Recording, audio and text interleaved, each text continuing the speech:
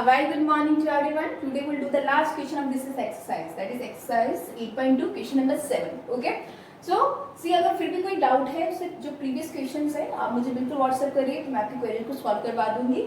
अब ये बोला गया है ABC is a triangle, right angle triangle, and जो राइट एंगल है वो किस पे बन रहा है? C पे. ओके. अब क्या बोला? Right angle at C, a line through the midpoint M of hypotenuse AB and parallel to BC. Okay. तो इसका मतलब B यहाँ पे लेना पड़ेगा ना मुझे. तो यहाँ पे अगर मिड पॉइंट है सी, देखो, और ये जो लाइन है ये वाली. ओके. एक बार थोड़ा सा इसको मिडल में बनाएंगे. ठीक है, यहाँ से कर देंगे ताकि थोड़ा मिडल में आ जाए. या अब यहाँ पे एक D पॉइंट बोला गया है और ये बोला parallel to BC intersect AC at D, ये बोला गया ना. तो मुझे BC यहाँ पे लेना पड़ेगा और A यहाँ पे AC को D पे इंटरसेक्ट करती है. ओके. और यहाँ पे C पे तो 90 डिग्री का एंगल बन रहा है आपका. तो आपको सबसे पहले ये बताना है D is the mid point of AC. पहला तो ये बताना है कि जो D है ना ये किसका मिड पॉइंट है? AC का. तो सबसे पहले हम चलो प्रूव करते हैं.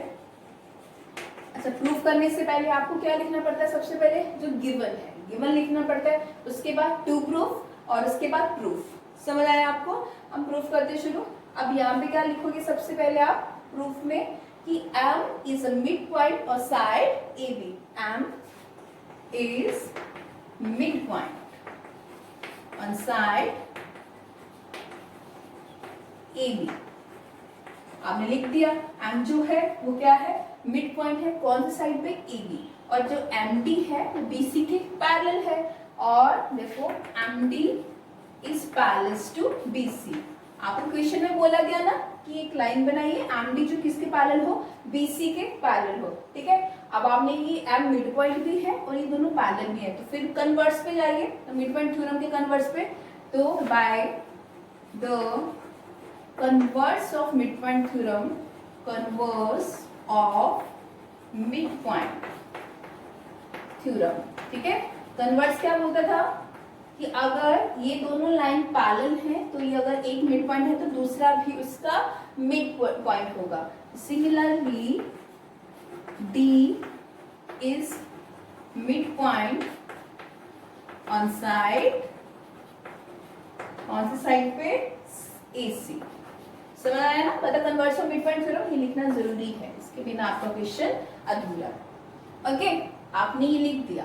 अब ये आपका फर्स्ट पार्ट कंप्लीट हो गया. अब now see the second part. Second part में क्या बोला? MD is perpendicular to AC. ये जो MD किसकी परपेंडिकुलर है? AC के ऊपर है. ठीक है. ये करने के लिए आप देखिए यहाँ पे आपको ये पता है ना कि MD से मैं आपको बताती हूँ MD जो है वो किसके पैरेलल है? BC के पैरेलल. जब भी मैंने बोला कि जब ये पैरेलल वाली लाइन से आ जाती है तो आपको वो सारे angles, alternate angle, consecutive angles, corresponding angle एक बार दिमाग में लेके आने पड़ेंगे. ठीक है. तो अब ये देखिए एंगल C 90 डिग्री ये पता है. इट मींस ये भी अगर मैं ये भी 90 होगा. अगर दो पैरेलल लाइंस हैं, अगर दो पैरेलल लाइन है और ये लाइन कट कर रही है तो इट मींस दैट ये वाला एंगल और ये वाला एंगल क्या बनाते हैं? कॉरेस्पॉन्डिंग एंगल्स बनाते हैं. तो कॉरेस्पॉन्डिंग एंगल्स हो गए. तो इसका मतलब ये आगे ये 90 डिग्री है तो ये भी कितना होगा आपका?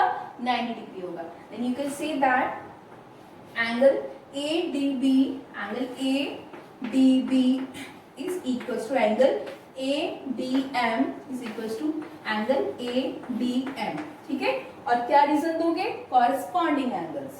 सो कॉरेस्पॉन्डिंग एंगल्स आपने लिख दिया ये तो कॉरेस्पॉन्डिंग एंगल्स. ठीक है. अब यहाँ पे पता है आपको कि एंगल ADM जो है वो कितना है आपके पास? 90 डिग्री है. तो ऑल्सो आपका angle AD that is ADB आपको दिया ना यहाँ पे 90 डिग्री है.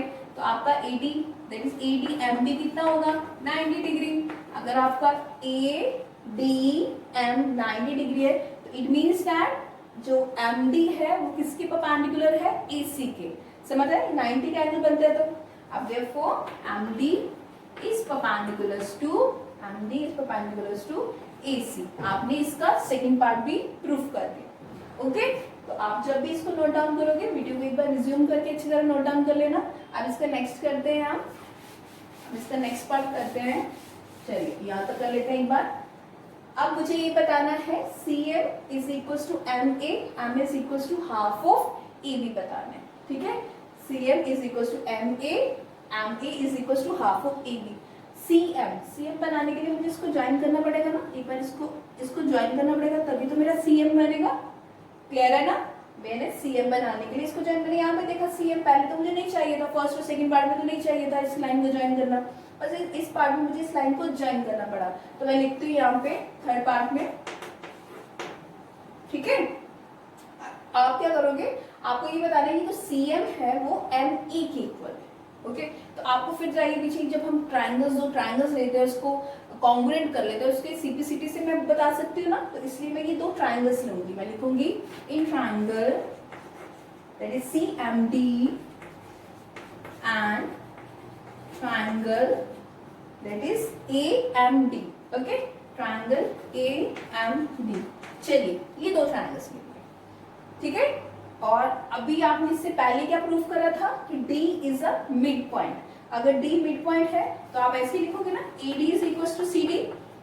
जो फर्स्ट पार्ट प्रूव करा था, सॉरी आपने फर्स्ट पार्ट प्रूव करा था, वो क्या करा था, D is a mid point. तो D is a mid point है तो आप ऐसे ही लिखोगे AD is equal to CD, ठीक है। तो आप यहाँ पे लिख सकते हो इन दोनों ट्रायंगल्स में AD is equal to CD, तो आप लिखोगे where D is mid point. ये आपने फर्स्ट में प्रूव कर दिया, ठीक है।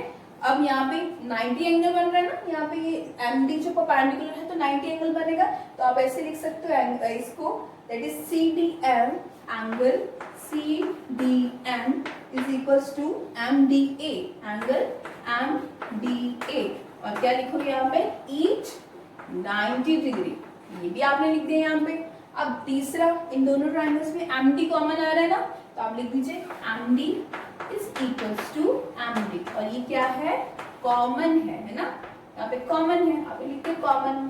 ट्रायंगल को, किसी को भी ट्रायंगल को प्रूफ करने के लिए आपको तीन चीजों की जरूरत होती है, ठीक है। तो आपने यहाँ पे बता दिया कि यहाँ पे therefore the triangle CMD is congruent to triangle AMD by side angle side rule। चलिए ट्राइंगल आपका कॉन्ग्रुएंट, चलिए जब हमारा ट्राइंगल कॉन्ग्रुएंट हो गया तो मैं ये बता सकती हूँ कि CM is equal to MA, तो यहाँ पे लिखिए CM is equal to MD, ठीक है। आपको ये बताना था, बट आपको ये भी बताना था is equal to half of AB, okay. अब देखिए यहाँ पे, अब आपको पता है कि ये जो ये है, ठीक है, अगर हाफ ऑफ AB करूंगी मैं, अगर AB का हाफ करूंगी तो मेरे पास कितना आएगा, MA आ जाएगा ना, ठीक है।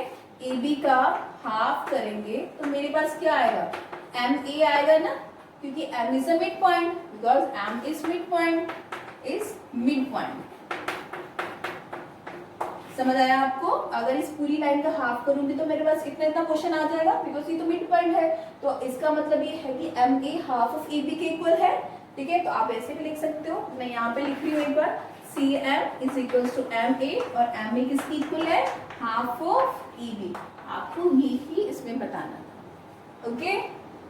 तो मैंने तो आपको वन लाइन प्रूफ करी है, बताया है कैसे क्वेश्चंस करने हैं। अगर स्टिल फिर भी नहीं समझ आता है, आपको कोई भी कंफ्यूजन है तो बिल्कुल बताइए, बिकॉज आप नहीं बताएंगे तो हमें नहीं पता चलता कि बच्चों को कौन सी चीज़ में प्रॉब्लम है, ओके। Thank you.